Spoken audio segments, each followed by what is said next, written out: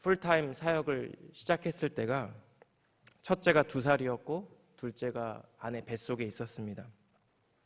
당시에 저는 조금 사역이 좀 많아서 좀 바쁘게 보내고 있었는데요. 그래서 가끔씩 시간이 애매하게 엇갈릴 때가 되면 한 이틀 정도 아이의 얼굴을 못 보게 되는 겁니다. 예를 들어서 첫째가 잠자리에 들고 제가 퇴근을 하고, 그리고 첫째가 잠에서 깨어나기 전에 제가 출근을 하면 만 하루 동안 얼굴을 못 보게 되겠죠. 그러면 감사하게도 첫째인 주아가 이제 아빠를 찾습니다. 아내에게 전화가 오는 거죠. 그러면 이제 제 아내가 이제 저한테 전화를 해서 언제쯤 교회 앞을 지나갈 테니 거기에 나와 있어서 이렇게 멀리서라도 인사를 하라고 하는 것입니다.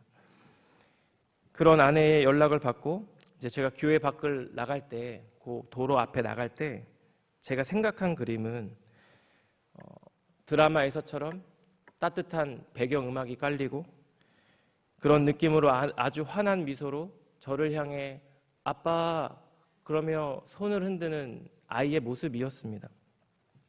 그런데 여러분, 그렇게 지나가는 이 차 안에서 저희 아이가 엉엉 우는 거예요. 왜 울까요? 제가 무슨 일인가 싶어서 아내에게 이제 전화를 했습니다. 그랬더니 아내가 전하는 주하의 말은, 첫째 이름이 주하인데요, 주하의 말은 아빠를 만지고 싶어요 라는 말이었습니다. 그저 멀리서 보는 것으로는 성에 차지 않는다는 거죠. 아빠가 왜 이렇게 주아의 생각에 오래 집에 없느냐는 것입니다.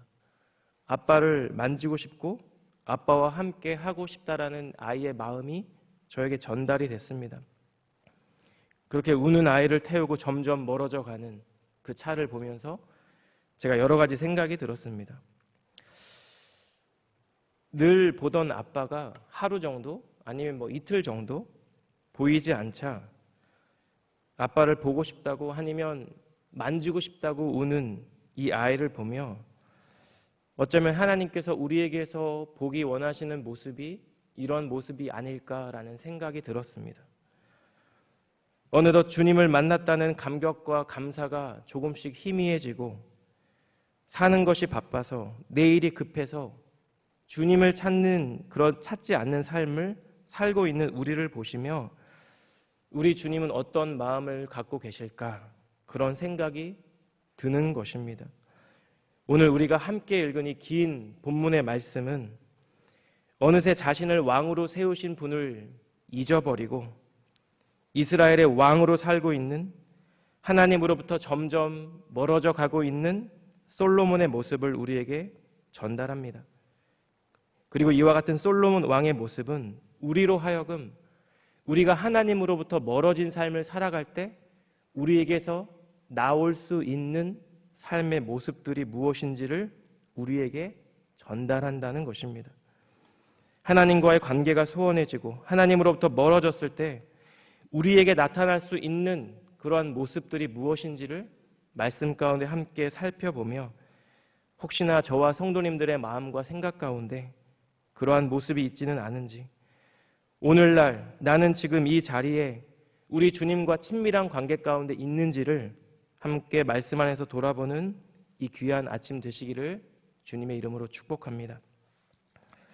첫 번째로, 하나님으로부터 멀어질 때 나올 수 있는 모습, 그것은 하나님 말씀에 불순종하고자 하는 마음이라는 것입니다. 오늘 이 본문의 말씀은 솔로몬의 부와 명성을 아주 다양하게 묘사하고 있습니다. 여러분, 월터 브룩만이라는 저명한 구약학자는 본문 14절에서 23절까지의 이 말씀을 한 문장으로 이렇게 요약합니다. 솔로몬은 나는 부자다 라는 것을 이 세상이 알리기를 원했다. 여러분, 부와 명예를 누린다는 것 부정적으로만 바라볼 수 있는 것이 아니죠. 왜냐하면 이 당시 솔로몬에게 주어진 부와 명예는 열왕기상 3장에서 하나님께서 꿈에 나타나 말씀하신 그 약속에 근거하기 때문입니다. 많은 백성들을 잘 다스릴 수 있도록 듣는 마음과 분별하는 지혜를 구했던 솔로몬에게 하나님은 그가 미처 구하지 않았던 부귀와 영광도 함께 주셨습니다. 그런데 여러분, 오늘 이 본문의 말씀 앞에서 우리가 주목해야 하는 것은 오늘 본문의 열왕기상 10장의 마지막 단락인데요. 바로 그 다음 장인, 그러니까 내일 본문부터 11장부터 솔로몬의 본격적인 추락과 타락의 이야기가 전개된다는 사실입니다. 여러분, 이러한 전개 과정을 고려할 때 하나님께서 솔로몬에게 정말 선물처럼 주신 이 부귀와 이 영광이 어떤 방향을 향해 나아가고 있는지 우리가 살펴볼 필요가 있다라는 것이죠. 14절 말씀을 보시면 솔로몬의 연간 세입금입니다. 이것이 666달란트라고 되어 있습니다. 어느 정도인지 잘 가늠이 안 되시죠? 오늘날로 따지면 대략 25톤에 해당하는 금입니다. 요즘 금값이 많이 올랐습니다. 아시죠? 네, 많이 올랐는데요. 1온스에 2,300불이래요. 그래서 제가 단순히 계산을 해봤더니 20억 달러였습니다. 한 해 세입금이 20억 달러로 추정된다는 것이죠. 여러분, 솔로몬이 이렇게 거두어들인 엄청난 양의 금으로 무엇을 했을까요? 우리 교회처럼 지역사회 섬김부를 만들어서 백성들을 구제했을까요? 그가 한 것은 17절 말씀을 보시면 커다란 금방패 만들고 작은 금방패를 만들어 레바논 궁에 비치하는 것입니다. 여러분, 방패를 왜 만들까요? 호신용이거나 아니면 전투용이어야겠죠. 그런데 이 금방패는 레바논 궁에 두었습니다. 왜냐하면 레바논 궁에 두어 이스라엘에 오는 다른 나라의 사신들에게 보여줄 수 있기 때문이죠.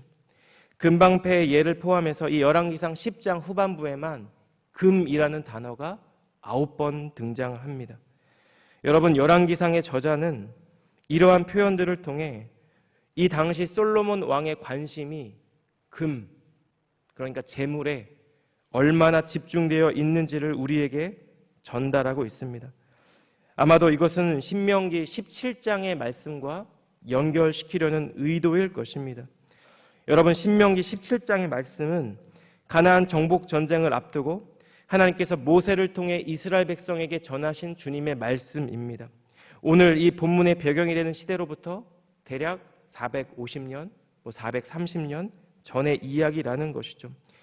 그중 14절부터 20절까지의 말씀은 이스라엘의 왕정 제도가 도입될 때, 그러니까 이스라엘의 왕이 생길 때 그 왕이 지켜야 할 규례를 설명하는 말씀입니다. 그중 17절을 제가 읽겠습니다. 그에게 아내를 많이 두어 그의 마음이 미혹되게 하지 말 것이며 자기를 위하여 은금을 많이 쌓지 말 것이니라.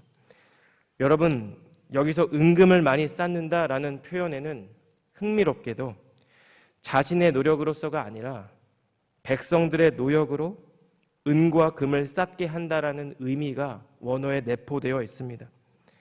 그러니까 이스라엘 왕은 하나님 나라의 대리 통치자라는 사실을 분명히 기억하고 따라서 자기를 위해, 자기의 부와 자기의 영광을 위해 백성들에게 노역을 강요해 호화스러운 생활을 즐기고 부를 축적하지 말라는 것입니다. 그런데 너무나도 안타깝게도 오늘 본문에서 묘사하고 있는 솔로몬 왕의 모습은 450년 전에 하나님께서 모세를 통해 하지 말라고 하신 그 왕의 모습을 따라 그대로 살아가고 있습니다. 여러분, 이러한 솔로몬 왕의 모습은 사실 부와 연관되어서만 나타나고 있지 않습니다. 본문 26절이 이런데요. 솔로몬이 병거와 마병을 모으매 병거가 1,400대요 마병이 12,000명이라 병거성에도 두고 예루살렘 왕에게도 두었으며. 여러분, 강력한 나라가 강력한 군사력을 유지하는 것 너무나 상식적인 일입니다.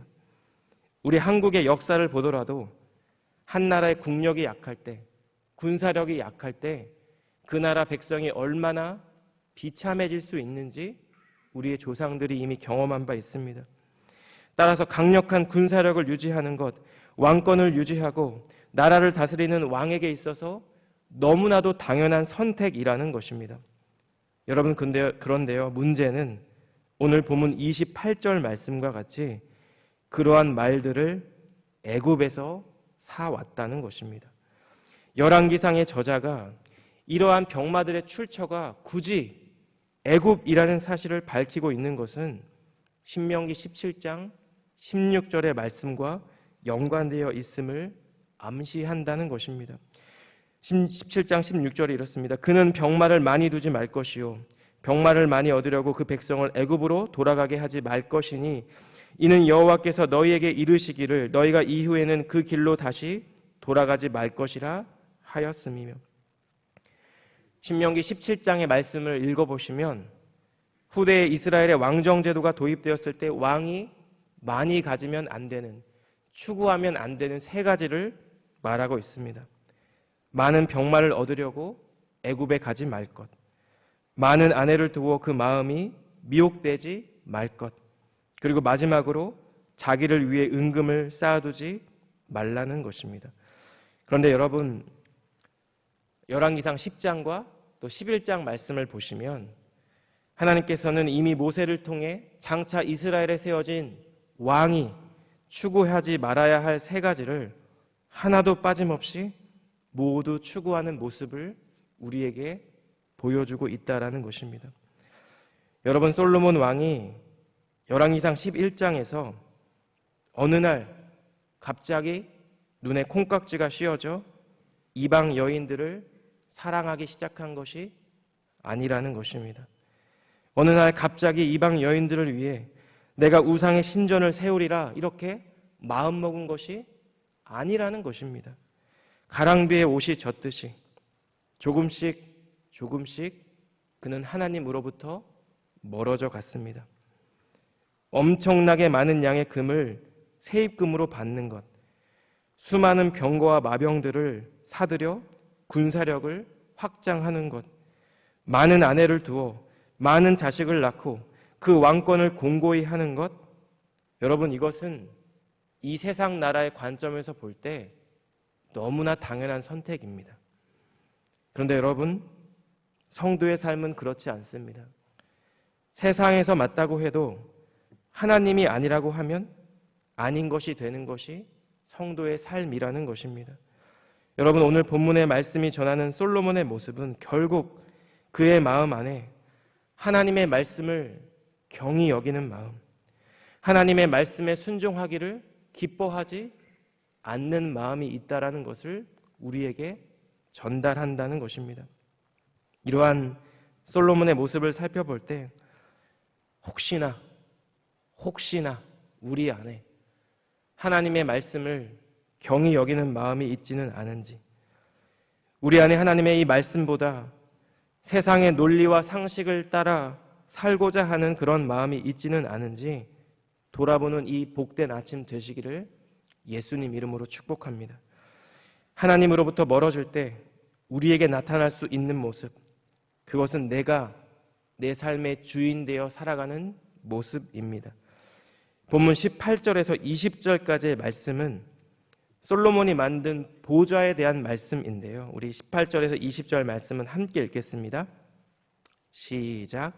왕이 또 상아로 큰 보좌를 만들고 정금으로 입혔으니 그 보좌에는 6층계가 있고 보좌 뒤에 둥근 머리가 있고 앉은 자리 양쪽에는 팔걸이가 있고 팔걸이 곁에는 사자가 하나씩 서 있으며 또 12사자가 있어 그 6층계 좌우편에 서 있으니 어느 나라에도 이같이 만든 것이 없었더라. 제가 구글에서 열왕기상 10장 솔로몬의 보좌 이렇게 하고 서칭을 했더니 여러 그림이 나오더라고요. 그래서 그 중에 하나를 제가 이제 부탁을 해서 보여달라고 말씀을 드렸는데, 저게 실제가 아닙니다. 저럴 수 있다라고 추정한 그림인데요. 예나 지금이나 상아는 고가의 수입품이었을 것입니다. 솔로몬의 보좌는 상아로 만들어졌는데 그 상아에 정금을 입혔습니다. 그리고 19절 말씀을 보시면 이 보좌에 6층계가 있고 그 보좌 뒤에 등받이 위에는 둥근 모양으로 마무리가 되었다고 합니다. 양쪽 팔걸이 옆에는 사자 형상의 모양이 서 있고 20절 말씀을 보면 총 12개의 사자 모형이 6층계 좌우면에 서 있게 됩니다. 여러분, 솔로몬의 이 보좌를 열왕기상의 저자는 왜 제법 자세하게 기술하고 있을까요? 왜 보좌가 6층계인지, 왜 사자가 있는지, 팔걸이 옆에는 왜 사자가 만들어져 있는지 그 의미를 정확하게 아는 것은 사실 불가능한 것 같습니다. 그런데 여러분, 오늘 본문 20절 후반부에 열왕기상의 저자는 이러한 솔로몬의 보좌를 두고 어느 나라에도 이같이 만든 것이 없었더라 라는 표현으로 이 보좌에 대한 설명을 마무리합니다. 여러분, 고대 근동에서 이스라엘 인간의 이방 국가들도 다 이처럼 높고 화려한 보좌를 만들었을 것입니다. 그 팔걸이에 각종 동물의 형상들을 만들어 세웠을 것입니다. 그런데 그러한 것들과 비교해도 이 솔로몬 왕의 보좌가 비교할 수 없을 정도로 크고 화려하게 만들어졌다는 것입니다. 열왕기상의 저자는 바로 이런 점에서 우리에게 질문을 던지고 있습니다. 솔로몬으로 하여금 그가 이스라엘의 왕이 되게 하는 것은 과연 무엇인가? 이 비싼 수입품인 상아로 만들어지고 정금으로 입혀져 만들어진 저 화려한 보좌인가? 아니면 보이지 않는 전능하신 하나님인가? 바로 이러한 질문을 열왕기상의 독자들에게 그리고 오늘날 예배하는 저희 모두에게 던지고 있다라는 것입니다. 여러분, 모세가 시내산에서 하나님을 대면했을 때 하나님께서 그에게 앞으로 지을 성막을 어떻게 만들지를 세세하게 설명해 주셨습니다. 출애굽기를 읽어보시면 이렇게까지 설명하셔야 하나 할 정도로 너무나도 자세하게 구체적으로 기록되어 있습니다. 성막에 대한 말씀이 출애굽기 25장에서 31장까지 되어 있는데요. 25장의 말씀이 이렇게 시작합니다. 여호와께서 모세에게 말씀하여 이르시되. 성막의 재료와 성막의 설계에 대한 말씀이 이루어지는 이러한 모든 말씀 가운데 거의 대부분의 문장은 너는 으로 시작합니다. 이것이 무엇을 의미할까요? 여기에서 말하는 화자는 여호와 하나님입니다. 여기서 그 말씀을 듣는 사람은 하나님의 종 모세입니다. 하나님께서 말씀하신 성막은 비록 상아로 만들어져 있지 않지만 화려한 좌우에 석상들이 있지는 않지만 하나님께서 말씀하신 성막은 하나님의 말씀에 따라 만들어졌다라는 것입니다. 오늘 이 본문의 말씀에는 보좌에 대한 하나님의 말씀은 전혀 언급되지 않습니다. 그럼에도 불구하고 열왕기상의 저자가 솔로몬 왕의 보좌를 제법 상세하게 설명하고 있는 것은 이제 곧 다가올 솔로몬의 통치에 심각하고 구체적인 실패와 연결해 생각할 수 있다라는 것입니다. 여러분, 이것은 무엇일까요? 열왕기사의 저자가 초반부터 독자인 우리에게 계속해서 던지고 있는 질문입니다. 과연 진정한 보좌의 주인공은 누구인가? 이스라엘의 진짜 왕은 누구인가? 여러분, 누군가 목숨을 걸고 솔로몬에게 이렇게 질문한다면 이스라엘의 진정한 왕은 누구입니까? 솔로몬이 무엇이라고 얘기할까요? 솔로몬은 이스라엘의 진정한 왕은 여호와 하나님입니다라고 고백할 것입니다. 그런데 여러분, 오늘 이 본문의 말씀에서 보여주고 있는 솔로몬의 모습은 사실 이스라엘의 진정한 왕은 나입니다 라는 메시지를 우리에게 전달하고 있다라는 것입니다. 저는 이 솔로몬 왕의 모습을 보며 사울이 떠올랐습니다. 여러분, 사무엘상 초반에 나타나는 사울 왕의 모습은 분명히 겸손한 사람이었고 자기를 작게 여기는 그런 사람이었습니다. 이것은 무엇을 의미하냐면 나를 이스라엘의 왕으로 세우신 분이 바로 하나님이라는 것을 인정하고 알고 있는 사람이라는 것입니다. 그런데 여러분, 시간이 지나며 사울 왕이 변하기 시작합니다. 자기를 위해 기념비를 만들고요, 사무엘을 기다리지 못하고 전쟁터에서 예배를 드립니다. 아말렉 모든 것을 진멸하라는 주님의 분명한 말씀을 듣고도 백성들이 두려워 그 말씀을 다 지켜 행하지 않습니다. 왜일까요? 자신의 왕위를 떠받드는 것은 이제 더 이상 하나님이 아니라 자신을 왕이라고 부르고 자신을 왕으로 따를 이스라엘 백성이기 때문입니다.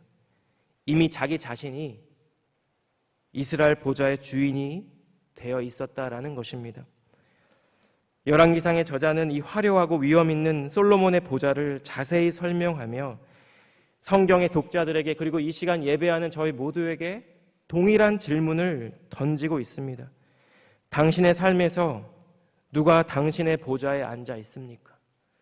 누가 당신의 삶의 진짜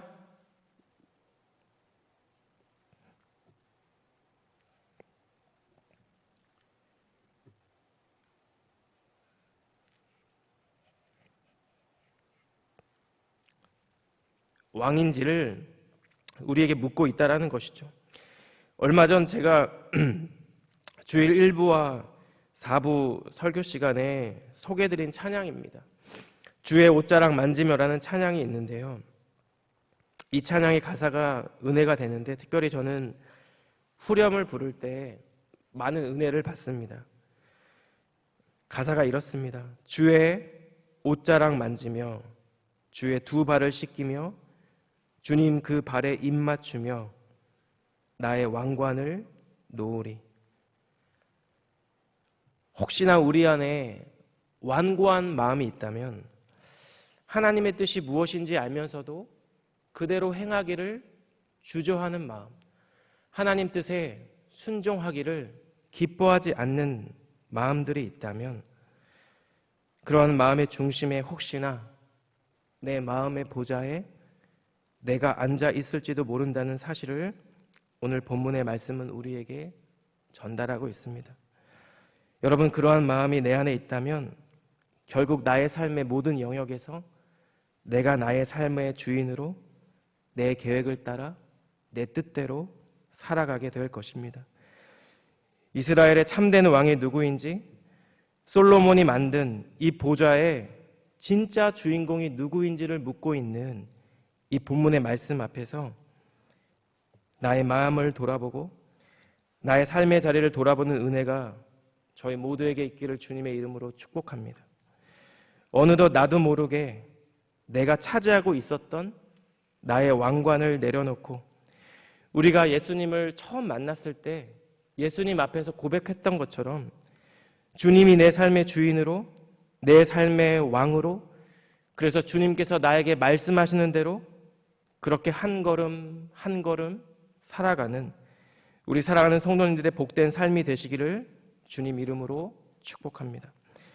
마지막으로 우리가 하나님으로부터 멀어질 때 나타날 수 있는 모습, 그것은 주님께서 우리에게 선물로 주신 것을 그 목적과 그 사명대로 사용하지 않는다라는 것입니다. 여러분, 솔로몬을 가리켜 지혜의 왕이라고 하죠. 사실 무엇이든 구하라고 말씀하시는 하나님께 분별하는 마음, 듣는 마음을 주세요. 이렇게 구할 수 있을 만큼 그는 이미 지혜로운 사람이었습니다. 하나님께서 솔로몬의 간구대로 그에게 지혜를 주시고, 바로 이어서 소개되는 이야기가 재판 이야기인데요, 그 재판이 끝나는 열왕기상 3장 28절 말씀이 이렇게 기록되어 있습니다. 온 이스라엘이 왕이 심리하여 판결함을 듣고 왕을 두려워하였으니 이는 하나님의 지혜가 그의 속에 있어 판결함을 봄이더라. 사랑하는 여러분, 이 백성들이 왜 솔로몬을 두려워했을까요? 그에게서 하나님의 지혜가 느껴졌기 때문입니다. 솔로몬에게서 하나님께서 부어주신 지혜의 영이 경험되었기 때문입니다. 솔로몬 왕을 통해 이스라엘을 하나님의 나라로 다스리고자 하시는 주님의 뜻과 주님의 마음과 주님의 계획이 경험됐기 때문입니다. 여러분, 그런데요, 오늘 본문의 말씀에서 솔로몬의 지혜를 어떻게 기술하고 있는지 아십니까? 본문 23절에서 25절 말씀을 우리 함께 읽겠습니다. 시작. 솔로몬 왕의 재산과 지혜가 세상의 그 어느 왕보다 큰지라. 온 세상 사람들이 다 하나님께서 솔로몬의 마음에 주신 지혜를 들으며 그의 얼굴을 보기 원하며 그들이 각기 예물을 가지고 왔으니 곧 은그릇과 금그릇과 의복과 갑옷과 향품과 말과 노새라. 해마다 그리하였더라. 여러분, 예나 지금이나 많은 사람들이 솔로몬을 찾아오고 있습니다. 그런데 여러분, 성전과 왕궁을 건축한 지금 솔로몬을 찾아오는 사람들은 더 이상 왕이 필요한 사람들, 억울한 사람들, 공경에 처한 사람들이 아닙니다. 솔로몬을 찾아오는 사람들은 이제 하나님께서 솔로몬에게 주신 지혜를 직접 보기 원하고 듣기 원하고 소문으로만 듣던 그 지혜의 왕의 얼굴을 보기 위해 솔로몬을 찾아오는 이 세상의 부자들이었습니다. 25절 말씀을 보시면 그들이 솔로몬 왕에게 가져온 것은 은그릇과 금그릇과 의복과 갑옷과 향품과 말과 노새였습니다. 열왕기상의 저자는 해마다 사람들이 이렇게 가져왔다라고 고백하고 있습니다. 기술하고 있습니다. 사랑하는 여러분, 하나님께서 왜 솔로몬에게 지혜를 주셨을까요? 하나님께 지혜를 구했던 솔로몬의 마음이 겸손하고 진실했기 때문입니다. 이 아들이 백성을 위하는 마음으로 나에게 지혜를 구한다는 사실을 하나님께서 아셨기 때문입니다. 여러분, 그런데 많은 세월이 지나고 솔로몬의 지혜는 백성들이 아니라 이방 나라 사람들을 위해, 그리고 그들이 가져다 두는 예물을 위해 사용되고 있습니다.